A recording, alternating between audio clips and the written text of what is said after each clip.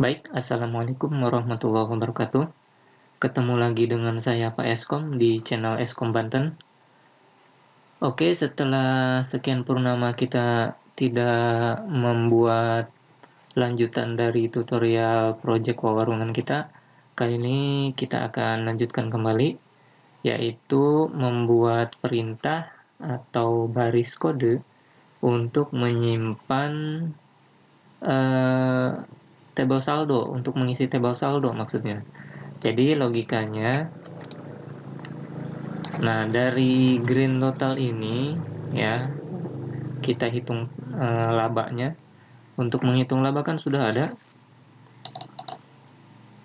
menghitung laba. Nah ini menghitung laba sudah ada. Nah si laba ini kita buat totalnya, atau kalau di Excel itu pakai summary ya, summary. Itu kemudian kita save ke table laba, ke sini ke table laba. Cuman karena saat pembuatan tabel labanya itu ada yang kelupaan ya di field no untuk nomor urut. Terlebih dahulu kita akan memperbaiki struktur dari tabel TB saldo.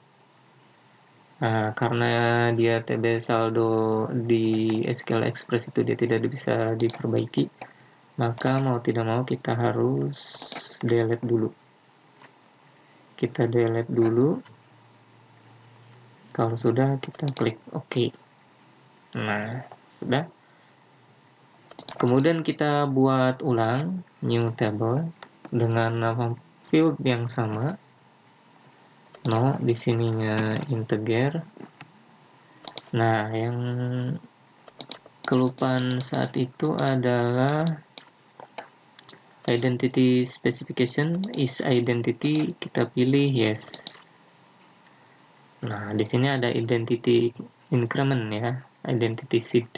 Jadi maksudnya nanti saat kita save ke table TB saldo ini, saat kita save data atau record dari form transaksi, si no ini, si field no ini dia akan otomatis terisi ya dengan increment 1. Jadi increment itu maksudnya perulangan ya. Jadi penambahan data setiap pengulangan. Jadi contohnya gini, misalkan pertama kali nge-save ke table saldo, dia nanti di sini no akan terisi angka 1. Nah, kemudian pada proses selanjutnya ya untuk pengisian ke table saldo yang kedua, dia akan secara otomatis nomor no-nya di sini nomor urutnya akan menjadi 2 ditambah dengan increment-nya ini 1.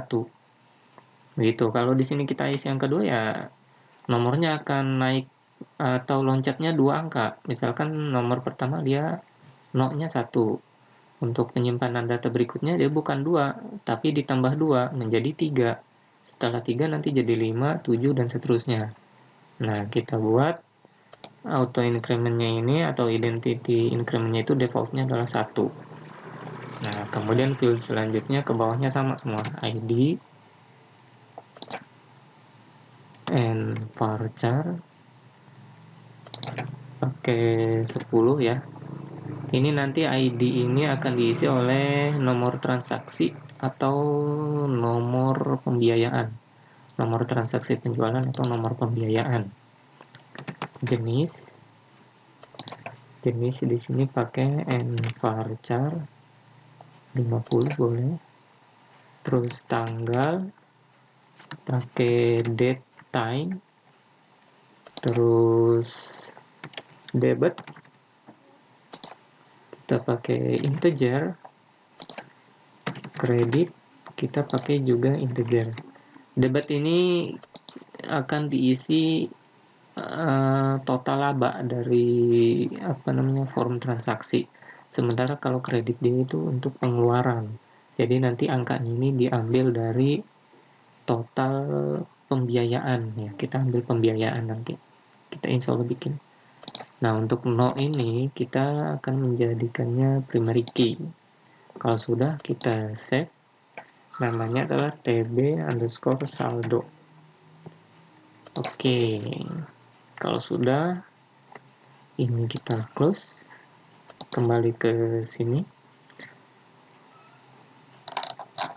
Dari atas, untuk menyimpan record ke sebuah table, hal yang akan kita perlukan adalah kita membuat execute your query. Execute your query header bisa kita kopas dari sini nih. Kita kopas aja nih. The power of copy paste kita taruh di sini aja nih. Kita kasih komentar di sini, kelas untuk save, kok saya sih save ke tb saldo. Nah, kita paste di sini. Nah, kemudian kita sesuaikan dengan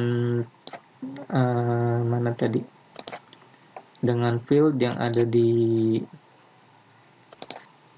tb saldo ini, desain. Nah, yang ini jangan ditulis dari sini nih, dari ID. Yang pertama adalah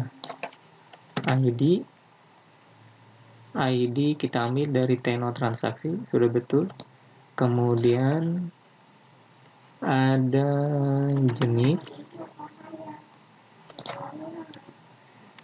kita karena ini dari transaksi ya namanya, jadi laba penjualan misalkan, atau namanya terserah kalian lah, mau ditulis keuntungan atau pemasukan terserah, tapi yang jelas lebih tepat itu laba atau keuntungan penjualan.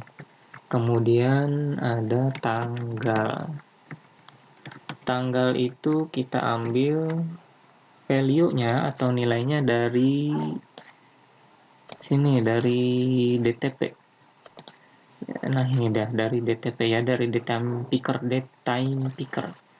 Jadi di sini DTP 1. Nah, ini dia.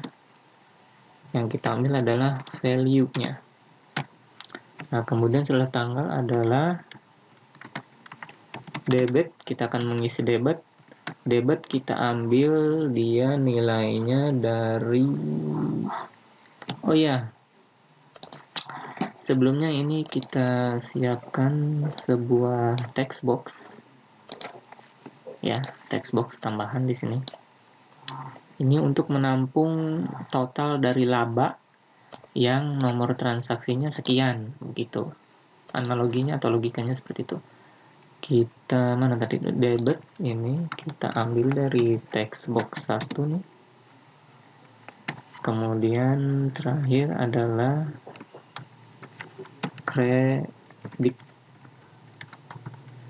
Karena kredit itu dia adalah pengeluaran, sedangkan ini adanya dari tombol transaksi untuk menyimpan laba, nanti masuknya ke debit, berarti kreditnya diisi dengan angka 0 ya.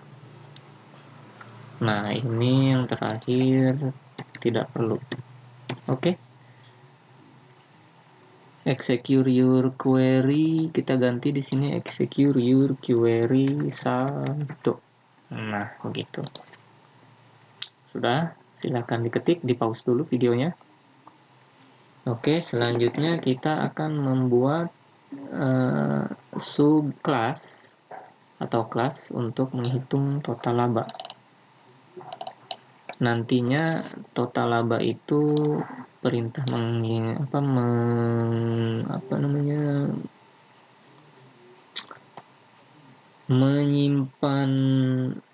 ke table saldonya itu di tombol simpan, di sini diletakkannya. Kita double klik aja yang ini. Nah, kita buat di sini komentar menghitung total laba untuk di save ke tb saldo misalkan. Kita kasih nama di sini public sub hit tot laba misalkan. Nah gitu. Kok publish? Aduh, sorry, typo. Typo adalah penyakit programmer yang cukup serius.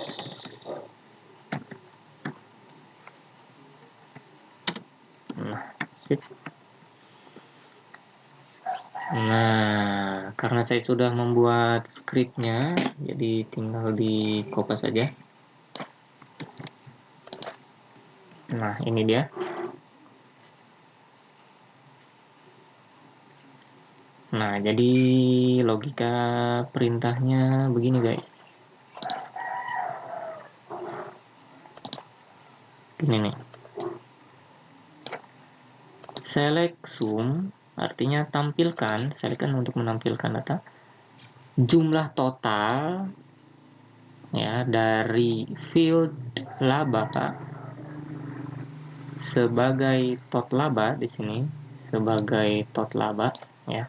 Jadi tot laba ini dia sebagai field tambahan, field bayangan ya, tot laba dari TB detail jual yang nomor transaksinya adalah nomor transaksi, nomor transaksi. Nah, jadi maksudnya kan setiap kita melakukan transaksi yang nomor transaksinya 1 misalkan, dia kan menghitung subtotal dari setiap barang, kemudian dihitung juga laba dari setiap satu barang. Kalau barangnya ada 3 berarti labanya kan masing-masing.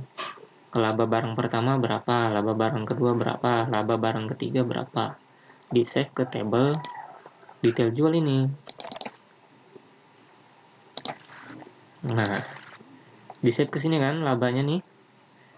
Nih, misalkan dari nomor transaksi berapa ini? Yang ini aja nih. 91171. Nah, ada 2 barang di sini. Barang yang pertama dia labanya 15.000, barang yang kedua labanya dia dapat 1.000.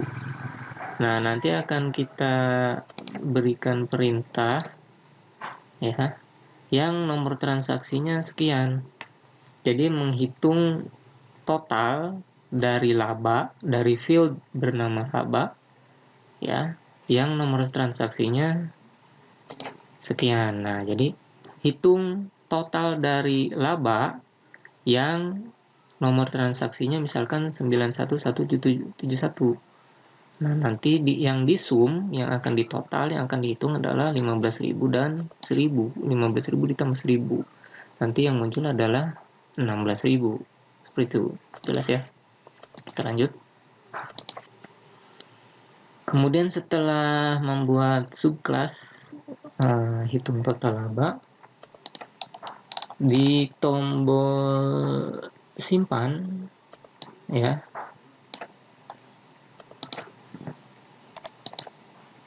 sebentar saya copy dulu scriptnya. Di tombol simpan ini,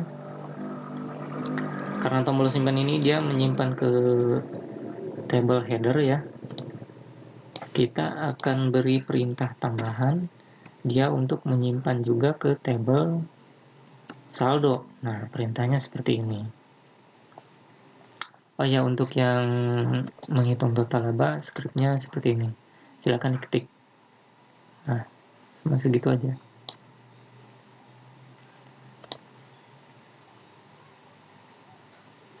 Nah, untuk yang ini yang di tombol simpan, perintahnya ini 2 baris. Ya. Insert query 2, terus execute your query saldo. Ya, insert query 2. Ini perintah menyimpannya. Ini yang ini kita hapus, ada bekas percobaan tadi.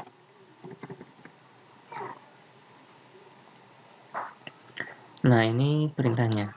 Silakan ketik.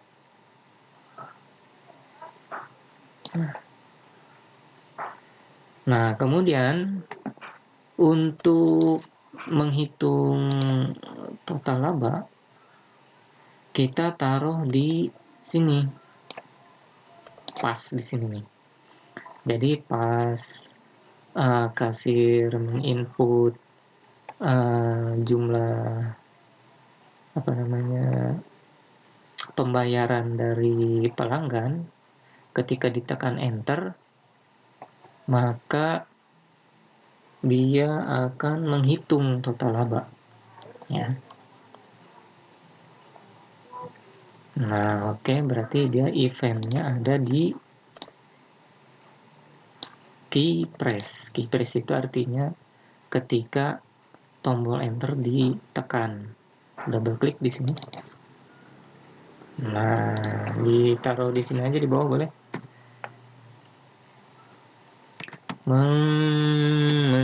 Menjalankan hitung total laba. Caranya ya tinggal kita panggil nama subkelasnya saja ini, hitot laba. Tekan spasi, kemudian beri kurung buka kurung tutup. Oke, kalau sudah di save, kita coba start transaksi penjualan. Nah, misalkan sebentar, data barang kita lihat dulu di sini. ID barang 1, harga beli 5.000, harga jual 7.000, berarti dia labanya per satu barang adalah 2.000. Sementara yang ini harga jual 3.000, harga belinya 2.000, dia berarti laba per satu barangnya adalah Rp1.000. Nah, kita isi di sini 1, enter. Diskonnya 0, jumlahnya misalkan 5, enter. Tambah barang lagi, yes. 2, jumlahnya 5 misalkan. Nah, ini kita klik no. Nah, grand totalnya 50.000, misalkan uang tunainya 50.000 pas. Kita tekan enter. Nah, di sini muncullah total laba. Ya, total laba dari kedua barang ini. Kalau kita hitung satu-satu nih, yang ID barang 1 itu dia total labanya kan Rp2.000 per satu barang, dikali 5, 10.000 kan. Nah, sementara barang yang kedua, ini ID barang yang kedua, laba per satu barangnya dia Rp1.000, dikali 5, 5.000, ditambah yang tadi 10.000. Nah, totalnya di sini ada 15.000. Kalau sudah, tinggal kita simpan. Mudah-mudahan tidak error. Nah, alhamdulillah berhasil. Oke, sekarang kita buktikan. Close dulu. Terus ke sini. Kita buka table saldo, edit top 200 row. Nah, dia nomor urutnya otomatis muncul 1 di sini. ID-nya ini diambil dari nomor transaksi. Nah, jenisnya dia laba penjualan. Ya, diambil dari mana nih? Dari teks yang kita tulis di sini nih. Lewat. Nah, ini dia, diambil dari sini. Terus tanggal diambil dari DTP 1, data picker 1 value. Kemudian debit. Nah, debit diambil dari text box yang ini tadi yang memunculkan total laba. Kemudian kreditnya 0. Soalnya kalau pemasukan dia angkanya masuk ke debit, kalau pengeluaran masuk angkanya ke kredit. Gitu gantian. Debitnya terisi, kreditnya 0, kreditnya terisi, debitnya 0. Gitu tergantung atau sesuai dengan kebutuhan. Nah, dari sini nih angka 0-nya. Nah, ya. Terus apalagi tadi itu. Sekarang kita coba lagi nih untuk yang kedua, nomor urutnya apakah bertambah atau tidak. Balik lagi ke sini. Kita start lagi. Transaksi penjualan. Nomor transaksinya segini. Yang tadi beda ya. Beda tuh nomor ID transaksinya. ID barangnya boleh sama. Seperti ini. Oh sorry, misalkan 3, tambah barang lagi, yes. ID barangnya mana tadi tuh, kita buka dari sinilah. Nah ini dia, copy, kita taruh ke sini, enter. Jumlahnya misalkan 5,